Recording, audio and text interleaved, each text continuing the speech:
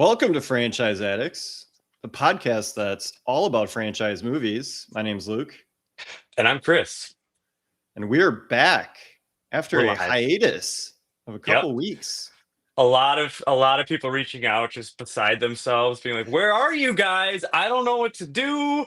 My whole life's been turned upside down." I love all the praise. I know we do. I mean, I don't want to make this about us, but I know that all the emails about how we get you through hard times. There's very personal emails. I appreciate all that. And so we're back. We're back, and we're better than ever. And we're talking Bone Temple and I'm on my phone. I'm doing this from my phone. So you're welcome. That up there, those are cotton balls. A long time ago, my son wanted me to make like a cloud thing with like there's lights up there. Anyways, just in case you're wondering, we're in the Yep. Cotton Temple talking about the Bone Temple. Talking about the Bone Temple. Yeah, so we do this often, or not often, but we've done it a couple times now where we've covered a franchise and then a new addition to that franchise has come out. So we covered the 28 franchise in like the spring of 2025. Yeah, Maybe early summer. early summer because it led up to 28 years, which was a late June release, if memory serves me. And 6 months later, they had the follow-up because it was written at the same time. We have Alex Garland coming back on the writing, Nia DaCosta replacing Danny Boyle for this particular film. 28 years later, The Bone Temple. Ray Fiennes returns, Alfie Allen. Am I right about that? Alfie Allen sounds like the guys from Game of Thrones. I don't watch Game of Thrones, so I couldn't tell you. Yeah. Do we say Ray Fiennes or Ray Fiennes? Ray Fiennes? Ray Fiennes. Yeah, okay. That's how I've always said it. Okay. Little guy, little Spike. He's there. Back. Jack O'Connell, the menacing European himself. Jimmy Crystal, who we see at the end of 28 years later with his group of jumpsuit wearing. I thought it was the band Korn at first with those jumpsuits. I was like, oh my gosh, are we about to talk, are they gonna sing Adidas? Or I love his, let's be honest. 4 chains he's got. Yeah, no, the 4 chains are great. Is there a cross in there? I don't think so. No, there's no upside. There is? There is, yeah. He's got an upside-down crucifix necklace. Very rock and roll. And Jimmy is, in fact, he's very rock and roll. He's super rock and roll. The Dark Prince. What's it? I forgot his full title for himself. The Grandmaster, something. The Torturer, Master, he's, in purple. He's the son of Satan. He is the son of Satan. Son of Satan. Son of Satan. Son of Old Nick. So yeah, this movie picks up right about where 28 years later stops, which is that weird 10-minute addition to the end of it that kind of leads into this movie. So Spike has been taken by this group, and the first scene we get is Spike having to fight one of the other kids that are, working with this Jimmy guy. And he takes him out and joins the crew, and then the movie just explodes from there. We get more of Ray Fiennes as our Dr. Kelson out in the Bone Temple. We get Samson back. We get a loving friendship that just grows and blossoms between these two men. Yeah, and it's not weird at all. No. I mean, one is gigantic and completely nude, and the other is covered in iodine and very dirty. And he keeps and one keeps the other one drugged up on morphine to a point where he can't really do anything or totally understand what's going on. The good doctor is also partaking. The good doctor is, with some great music. I gotta say, Dr. Ian, where you get that vinyl collection? Yeah. Chris, we were wrong about the band. So both of us, when the music first came out, I thought Talking Heads. Incorrect. Chris said Depeche Mode. Incorrect. All of them are Duran Duran. See, okay. Duran Duran and Depeche Mode, I get them confused. Yeah. And I get Talking Heads confused with everybody. Because if it's like 80s new wave, I'm like, that sounds like Talking Heads to me. Hey, But a truly great soundtrack from the Duran Duran to some other really nice 80s kind of new wave, all the way to the needle drop of Everything in Its Right Place by Radiohead, one of my absolute favorite bands. One of Yeah, Dr. their Kellison best just songs. stopped listening to music in like what, 96, Same 97? here. No, I'm like Kid A came out in the year 2000. Okay, yeah, So, yeah. All right. So right before the turn. yeah, and he and I kind of share the same musical, dialogue. That's when I stopped. Maybe I went to the aughts, Were you 2010, like 20. were you like in the 80s, you're like, there is no band better than Duran Duran, and then all of a sudden Radiohead came out and you're like, ah shit. Well, There's I another mean, good band. in the 80s, I was just a child. I was but a 6-year-old when the 80s ended. When I was little, I loved Billy Joel. We Didn't Start the Fire. Oof, man, so many stuff that he names. Down, down, down, down, down. Anyways, so good. But no, I didn't get into that stuff till later. I was a grunge kid. I mean, we all know this, or that's the established history of me. My canonic history: grunge kid, indie rock kid, Radiohead, of course, in that mix. Well, and then, I am birthed 7 to 9 years later. 7 to 9. We're not sure. I know I bridged the gap. I didn't want to say 6 to 7. Um, uh, and I grew up on punk pop because that was very Yeah, that popular in 2000 about stuff. Yeah, yeah. 2000 to 2005, Yeah. which is when I was like 10 or 11 and, getting into music. Like My Then I Chemical ended up going Romance. back to grunge. I went back to grunge, but I never went back to new wave. Like I don't really listen to the Talking Heads. I don't listen to Duran Duran unless someone else is playing it. Like though, I just completely missed that sort of stuff. And any of the 70s, 80s bands that I listened to were what my parents listened to. Although my mom is True. a really big Talking Heads fan, she just never really played music in the house that much. Karen, I love that. Man, man, man, man. Yeah, you talk to my mom sometime about Talking Heads. She'll go on and on. Yeah, Talking heads. Talking heads. That's a Scott Ackerman podcast. Yes. Great stuff. Great stuff. So, let's get into it. I mean, first of all, right off the bat, I got to say that the tone is set in that first battle between the Jimmies, where Spike has to either kill someone or be killed. Hits the carotid artery in the leg. We get a lot of blood. We're like, oh, that's kind of obviously the tone is set that this is going to be much more bloody. And that's just the tip of it. I mean, this movie goes hostile level gore at times, which I mean, I just I didn't know what to expect with this film, quite honestly. I was like, okay, sequel, but not really emotional sequel, whatever you want to call it. Um, but this is really gnarly. Is this a like top 5 devil worshipping movie? Well, I Like a mean, so movie where the central bad guys are satanic? like Longlegs? Like Longlegs. Yeah, we could never forget And Longlegs. Dungeons and Dragons, the TV movie with Tom Hanks. There's so many Satan movies, man. I mean, I feel like, this is one I saw recently. It's good. No, I guess we won't bury the lead. It was definitely enjoyable. But yeah, I mean, there's a lot, and it's in my opinion better than Longlegs. Marketing nowhere near as good as Longlegs marketing. That Longlegs marketing, oh my God. And the beginning of Longlegs, spectacular. Once you really see Longlegs, movie goes down. Yeah.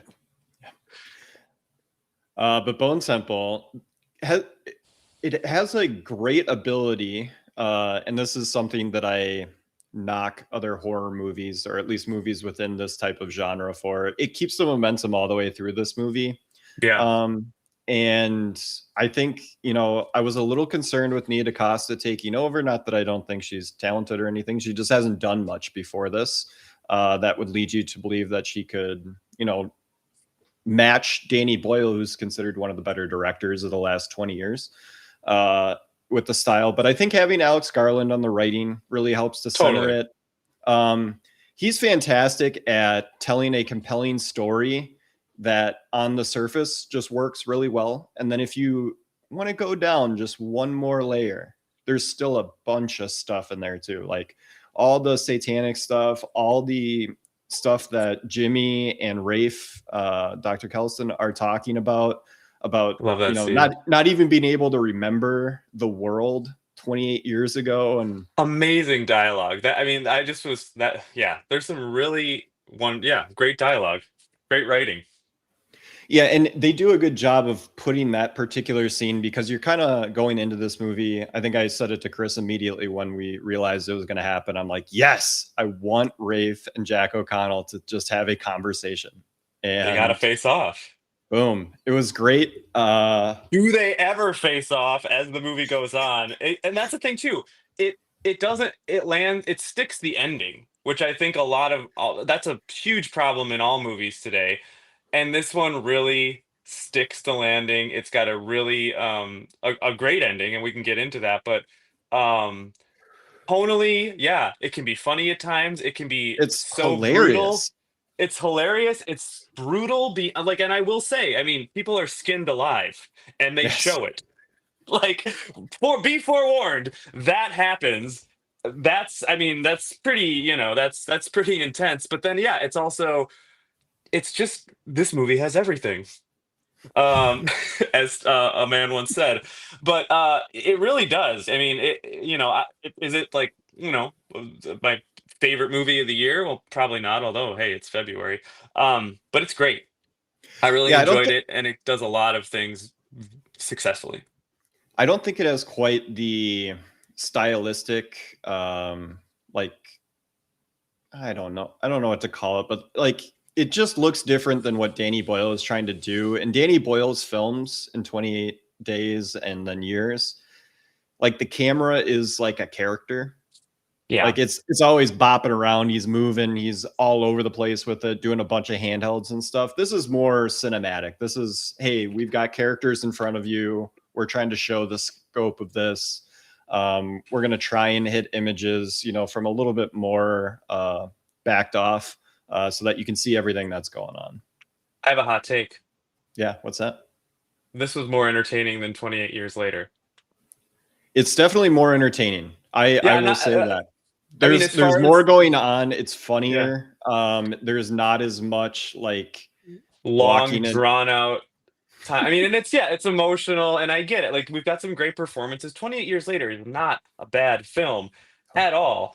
But this, and it's a different film, 100%. Like, I don't think we would be like, oh my gosh, the Bone Temple really reminded me of some childhood, trauma, or like, it was beautiful, and a meditation on death and loss. Like, no, not at all. Memento Mori. Yes. I mean, that was more, poetic and deep, but also, yeah, it had stretches where I was like, all right, like, whatever, I'm bored, Yeah. It's that ADHD brain. But still, this one was as you said, it's an hour 50 minutes, so it's not necessarily short, but it feels there's no skips, Yeah, and it does a good job of sectioning off. You get basically 4 different sections in the movie. So you kind of have your establishing, where you're establishing Kelson and Samson and their relationship and what they're going to do there. You've got Spike with the Jimmies and how he's kind of working in there. And then you get what the Jimmies are doing and how like debaucherous and horrible these people are. Give them charity. Yeah. And then we get the flaying there. And then we get the kind of the mythology that the Jack O'Connell character, he's essentially a cult leader. He's the kid that was in the church at the beginning of 28 Years Later. So we saw him, yeah, as a child. Okay, because I mean, I know that they showed that scene, so obviously, and they show the father, so yeah, he's there in the beginning, little boy. And he kind of retells the story in this movie too, where he's like, the rest of my family stayed in the house next to the church because his dad is a parishioner, and he went over to the church to find his dad. And when he goes into the church, he sees his dad with a bunch of the infected, and it looks like he's leading them in an assault. And hence his dad is Old Nick. Yep. So he then is just a traumatized kid who grows up thinking that his dad was the devil and that the infected are the devil's retribution upon the world, and that he, as the son of Satan, needs to continue that with the people that were not infected. And so he grabs them up and flays them and rips their organs out and kills them. Yeah, and he gives them charity, is what they call it. Really, and he hears the voice in his head. We can get to that as far as when he says he may stop hearing the voice and what we think that might mean. Yeah, But it's definitely left up in the air whether or not he actually believes the bullshit or if he's just a bullshit artist. yeah, absolutely. And because I mean, we can skip around. This isn't going to Yeah, be I a mean, note for note, but not when to mention so we're a month late to covering this, so sorry if you yeah, haven't seen it. But there are like 500 podcasts about this movie already, so we're gonna yeah. go and spoil whatever the hell we want. Spoiler alert ahead for the Bone Temple. When they're having, and I do think, as you mentioned, one of the best scenes is when Senior Jimmy and Dr. Ian have that talk, and it's revealed that well, I'll just call him Senior Jimmy. Sure, Jack O'Connell doesn't really give a shit that he's not the devil.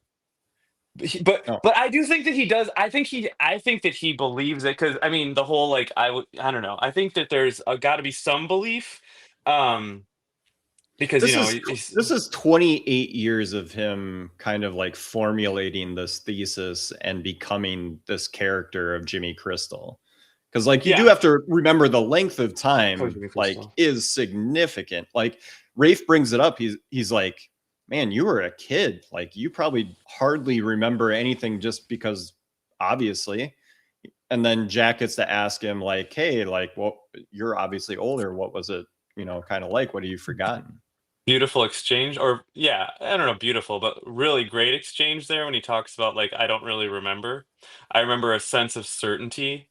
I remember a sense of that there was Like the things in world place. just worked. Like there was Yeah, there was like a momentum to it. Like it just kind of all fit in, and then this event happened and it has shattered the world. yeah. Or at least Uh, shattered the world that he lives in, because we know that obviously the rest of the world's fine. Just this particular part of the world is insane. okay, so I mean, what do we what do we think about that? Because I know that it's brought up in the previous films that like it is isolated to an area. Does 28 years talk about that at all? I feel like it does not, but maybe I'm wrong. Like as 28, far as like it didn't spread or it did or whatever, right? the previous movie. Yeah. Yeah, they talk about it because that soldier that the boat gets crash landed onto the main island, Okay. and Yeah. he's like, "Oh shit, I'm here now. I can't go back because they won't let anybody back into the rest of the world if you were here." That makes sense now. Yeah. Okay. So it is, in fact, it's only, yeah, interesting element to it. But we don't care too much about that, I guess. But yeah, really, really good conversation there. And I mean, I guess at the end we know that ultimately the thing that Jimmy Crystal, I will call him Jimmy Crystal, not Jimmy Senior, is that he wants to keep his power. He wants to keep his power, and that's ultimately the most important thing. So And there's yes, he probably believes some of this shit as well.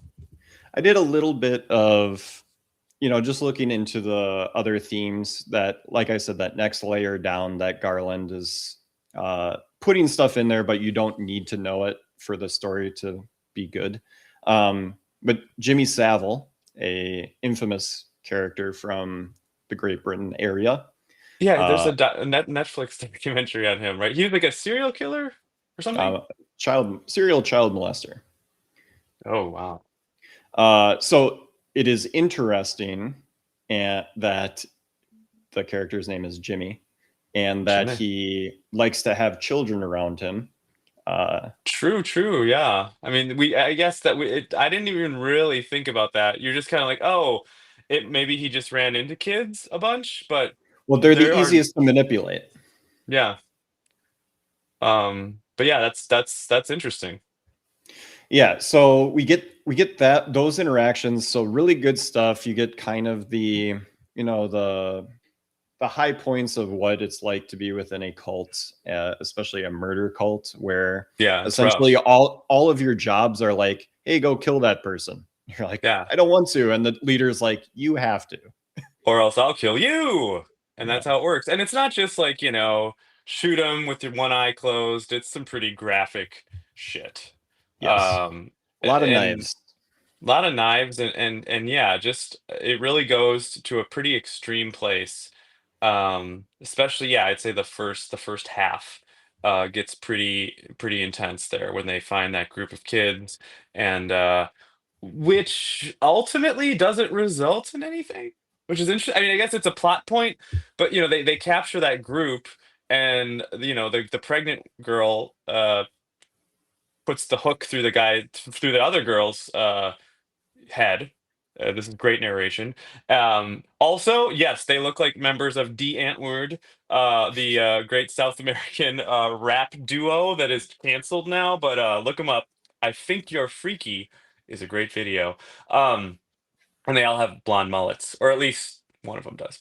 Anywho, so yeah, but that scene is, I mean, it's horrible, but it's also memorable.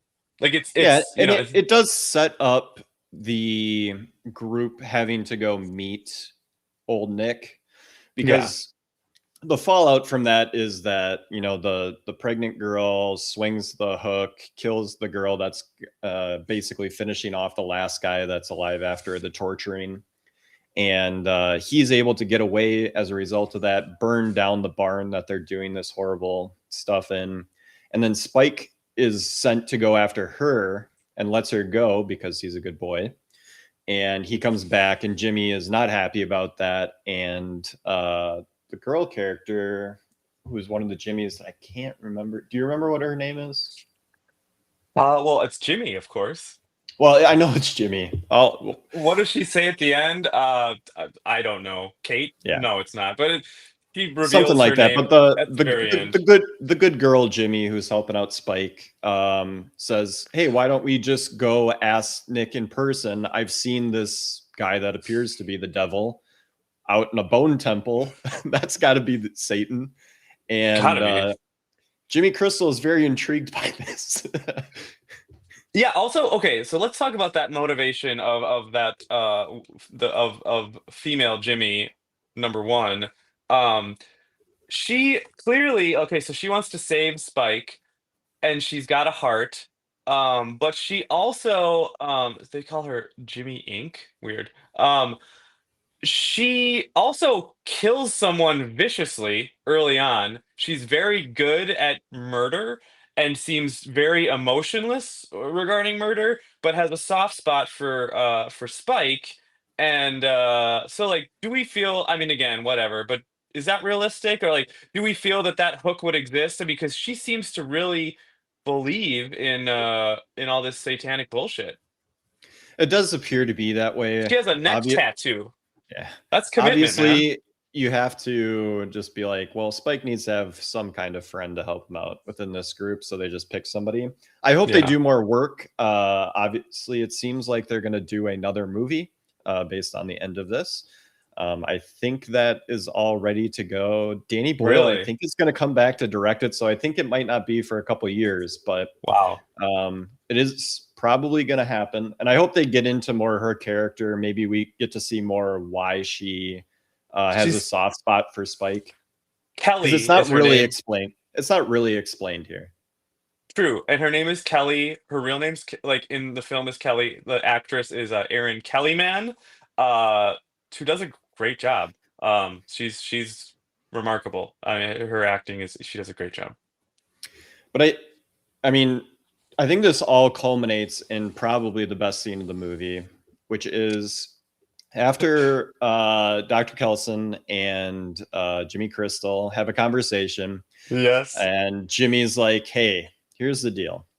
My minions think that you're Satan, and I need them to think that you're Satan, or else my grift isn't going to keep working. Yeah. So you can either act like Satan when I bring them down to meet you, or I'm going to kill you by Or I'll feed you ripping." intestines. I'll feed you your intestines until you can no longer breathe or something. I don't know. Very graphic. Yeah. So Dr. Ian is like, all right, cool. I've got 24 hours to get this show on the road. I have an idea. And And boy, boy, does he does fucking ever. he likes to put on a show. This guy has production value that I mean would make anyone in any of the places in Vegas. I mean, can we get him at the Sphere? Because this guy knows how to put on a show. He puts on what, this Iron Maiden song, and Number of the then Beast, 666. remember, and he's got this kind of this Marilyn Manson vibe going Oh yeah, on. he's got a Bald sweet Marilyn, trench coat. a little Nosferatu, I thought. Oh yeah, Oh, yeah, yeah, yeah, for yeah. sure. And then, I mean, you think that's it. You think, okay, he's gonna do that. He's got some dancing. And then he brings out, and then he makes the Ring of Fire. He's got the fire. I mean, holy shit, this guy He's is blowing just, drugs into their faces so that they yeah, just start forgot about moshing that. like crazy.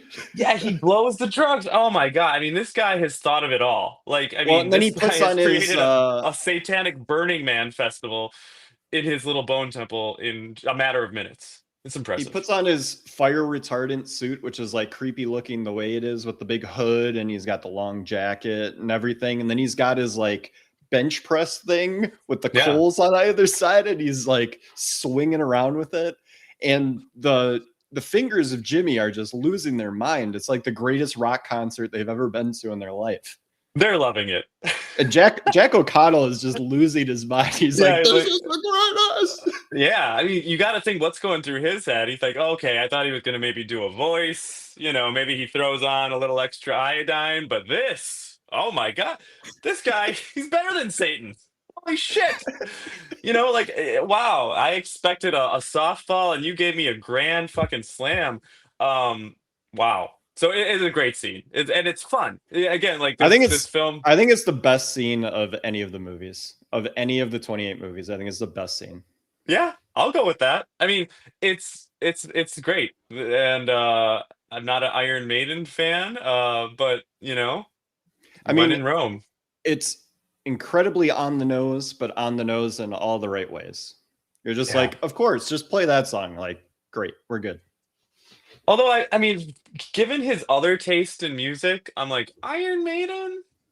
I mean, Well, 'cause- he clearly, well, I mean, it's talked about in the movie, but he's like, obviously he's a doctor, so he gets labeled as an atheist immediately by Jimmy, and he's like, I guess. So he has like no stakes in heaven or hell or anything like that. So he is basically just like, well, I have an Iron Maiden album. I don't know.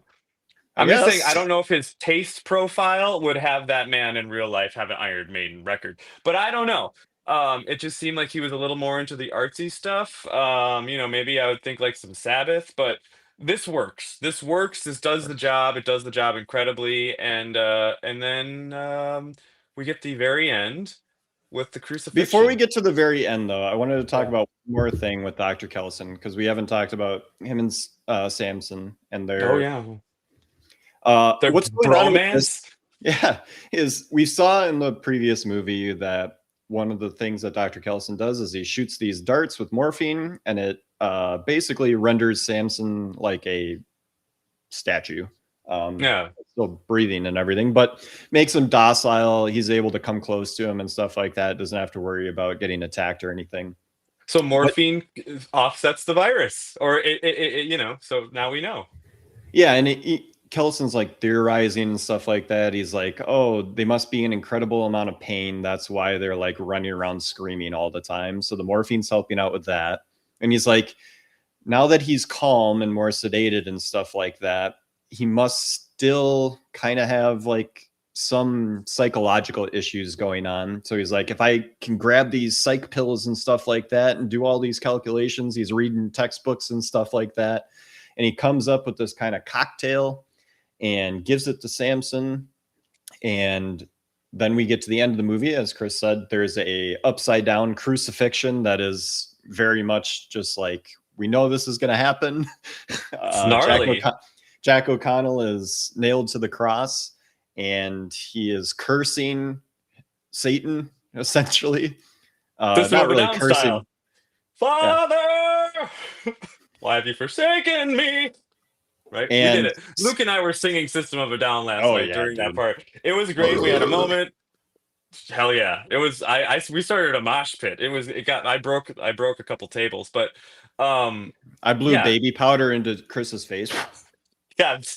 I'm still very much not able to see out of one eye, but it was great. It's just, like, this movie is grand spectacle. This movie is grand spectacle, and so of course, what one of the one of the grandest spectacles of all. Let's do an upside down crucifixion, and then he says he can't But hear. not only that, but the cross is attached to that huge bone spire. So like he's on an upside down cross at the base of this just bone monument. It's like basically if you took the Washington Monument in DC and turned it into bones and then put an upside down cross at the bottom and nailed someone to it. Hell yeah. Um, Hell yeah. It's pretty badass, dude. But that's not even as badass as it gets. So as he's doing the like, why have you forsaken me, Father? Samson comes out of the darkness and he's got the horns. He looks like Satan. Yes. And Jack O'Connell sees him that way. And we have Samson essentially coming back in the visage of Satan, according to Jimmy Crystal. But he comes back and he is like helping Rafe Fiennes and he's talking to him. And Rafe is like, oh, it worked. I fixed you. It worked. Now this is previously 20 minutes or 15 minutes before we see Samson here. He is woken up from essentially coming back from the infection fog and killed every single infected thing around him. So he is a lot of murder happens in that little train. But yeah, and then we see that, I guess Dr. Ian was right. The infected do hallucinate and view everyone around them as like demons, and are, it doesn't seem like a great setup. I wouldn't want to be infected. Yeah, they essentially like see them as themselves. I think there's a shot where Samson, his face is like superimposed on the face of the person that he's ripping the head off of, or at least it's like they look like infected to the. They don't look good. Yeah, they look very scary. So yeah, I thought that was kind of a silly thing because obviously Rafe is going to then theorize about it later, and we as the audience are like, oh yeah, that is what happened because we saw it when the camera did that thing. Very smart, Doctor.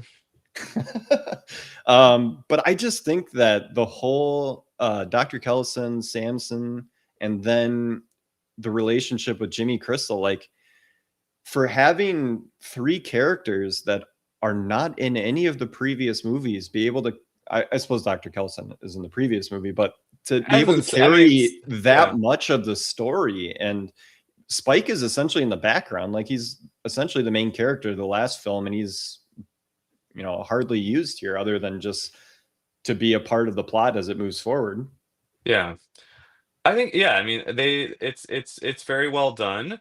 I mean, Ray Fiennes, I mean, he's an amazing actor. It's unbelievable. I mean, so you got that, and you got Jack O'Connell, also just in a good actor.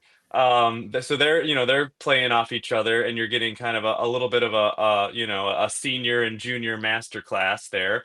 And then Samson does what he's supposed to do, right? He's our Arnold. He's our Terminator. Yeah, exactly. He's just, he just says it, moon, and that's it. Like, but it's interesting that Jimmy hallucinates that he has horns and looks like Satan, while in fact he is not horned. Do we think that matters? Do we think that's does he have schizophrenia? I don't know. Yeah, the voices go away once he's nailed to the cross. He says the voices go away. Yeah. So I don't know. I don't know that it really matters, but it's unclear. Yeah, it's left open-ended whether or not he actually believes in what he's spouting, and whether or not, I think he has to believe in it.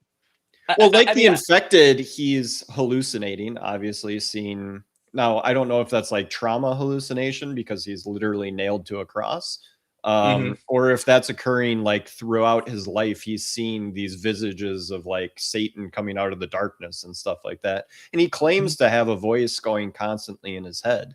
So Yeah, there has to be something going on. probably. I mean, if I had to guess, I would say schizophrenia. Yeah, it doesn't seem just like a pure grift. Yeah, he's clearly fucking troubled, and could use a dentist, but those don't exist. Well, I mean, everyone in England could use a dentist. I mean, come on. That's Chris. right, baby. Let's shag. Let's talk about the ending. Let's talk about kind of Who how comes this comes back? full circle to the first movie, because Cillian Murphy is back. He's back. Oppenheimer. Spike and you say Kelly Yep. get away from Jimmy, obviously, after he's crucified. They are out on their own in the wide world, and we cut to a nice little hilltop cottage with a daughter and her father, I would assume, Cillian Murphy, and he's teaching her about history, and they're talking about post World War I and how the peace agreements and what they did to Germany, essentially, bankrupting them, keeping them from having a standing army, all that sort of stuff, led to how horrible World War II ended up being. And do you think that's brought up for any reason? Yeah, I think it's just talking about how Dr. Kelson has a philosophy with the infected, in that, yes, they're evil, yes, they're a destructive force, but when he encounters them, he tries to still treat them with humanity and course correct them, as opposed to punishing. Whereas Jimmy Crystal just wants to punish everything. Yeah. Okay, I get that.